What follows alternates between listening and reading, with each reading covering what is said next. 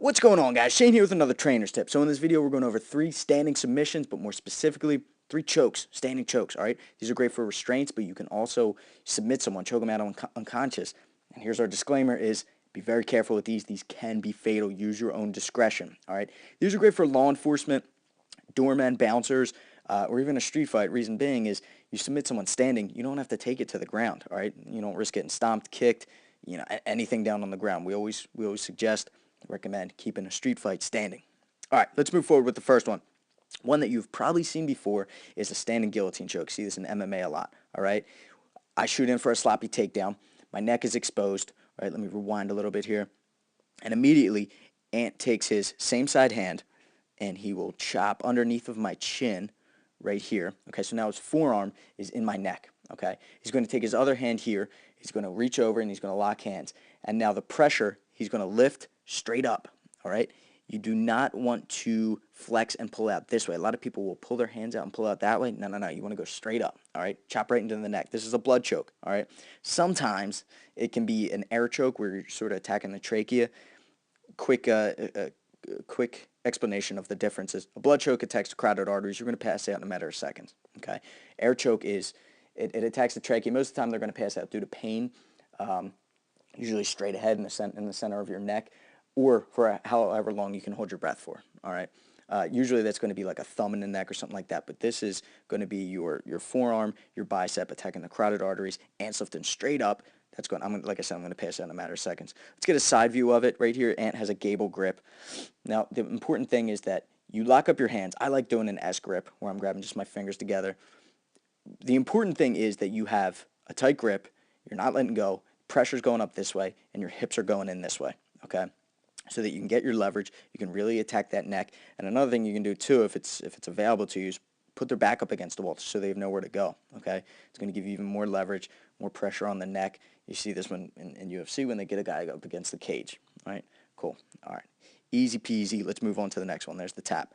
Now I'm going to submit Ant on the next one here with a head-arm triangle or a arm triangle choke.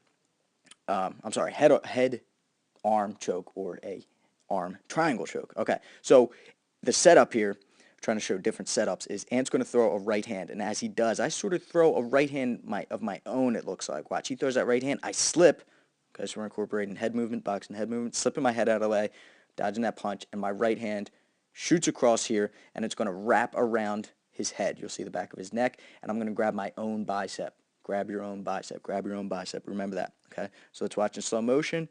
Coming up, over, and grabbing my own bicep. Okay, this other hand now is going to chop, and it's going to be placed on his head, and I'm going to drive my head into his. Okay, so the choke now is right in this area right here. Okay, so if I get behind him, it's even better. I'm going to get an even tighter choke. Now I don't really go too hard on Ant here, but there's the tap right there. Okay, so we're going to show a side view. Okay, so again, grabbing the bicep. This is a very underused, underrated choke here, and it's hard to get standing, but you can do it. Also, you could, if you want to take it to the ground, I could take my right leg here, come behind Ant's leg, easy sweep there, easy sweep, drag him to the ground. Looks kind of, it's kind of inappropriate right there, that drawing. All right, but let's move forward anyway. So we're here, chop that arm down, I'm squeezing tight, all right, driving my head into his, creating that pressure on his neck, and there's the tap. I look a little too excited about that drawing. A little strange, a little weird. All right, let's let's talk about the last one here, which is a great restraint. We've talked about this in videos in the past, is a standing rear naked choke. Let's say I'm fighting with one of Ant's friends here, who isn't me. I don't know. Does Ant have any other friends besides me? I don't know. Anyway, I'm fighting. You know who I'm fighting? I'll tell you exactly who I'm fighting. I forgot about this guy. Did you guys forget about him? Boom. Green Man Stan, back from the dead. Here he is. He's got his guard up, and I'm over here like, boom, still punching him right in the trachea. You believe it? And he's dead again. Rest in peace for the second time. Look at Ant sneaking up on me like a goon. Boom, very simple. One of the easiest chokes to get, the rear naked. Okay, let's watch it again just so you guys understand this. And you can practice this one on your own. You can do this on your kneecap. You sit down, choke your kneecap, slice your kneecap off. That's how they explain it. It's just as it sounds. His arm here comes across, okay, under my chin, across my neck. The elbow is at the center of my neck, and then he will grab his own bicep. Again, grab your own bicep. Chop the opposite hand down. Push it into my head. Okay.